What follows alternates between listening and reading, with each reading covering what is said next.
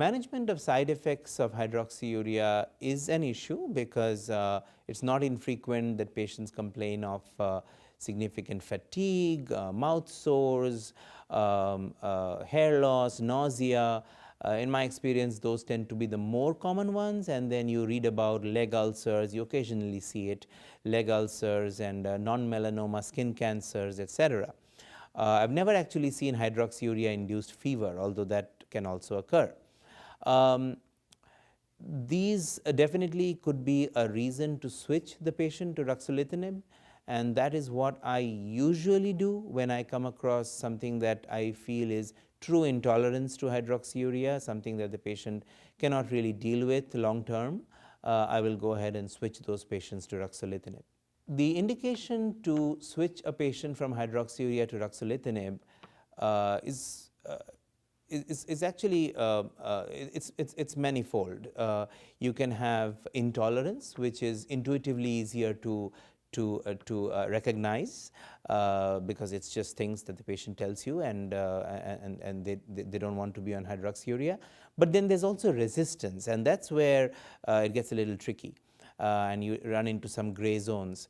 There is an ELN definition of resistance to hydroxyurea, which is a nice framework, but probably not something that can be followed to the T.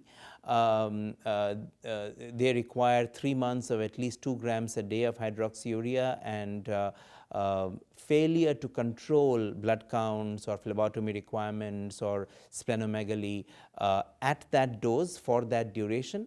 But like I just mentioned earlier, it's not many patients that can tolerate 2 grams a day of hydroxyurea. So I think a more reasonable way to frame it is at whatever dose the patient can tolerate. So there are those things that tell you that this is not controlling their disease adequately, or you could be seeing a persistent leukocytosis. Everything else is controlled, but you got a persistent leukocytosis, a persistent thrombocytosis. Of these, the leukocytosis is more serious because we know that there is a correlation of that with thrombotic risk and worse survival. So one has to carefully evaluate these factors on an ongoing basis. And there is also data that patients who are truly resistant to hydroxyurea have worse survival and higher rates of leukemic transformation. So it's actually a big deal that needs to not be missed. Polycythemia vera, like the other classic myeloproliferative neoplasms, is driven by the JAK-STAT pathway. Virtually all patients have an activating mutation in JAK2, and this is what is driving their disease, driving the at least the proliferative aspects of their disease. So it's fairly straightforward to understand why JAK inhibition would work in a disease like PV.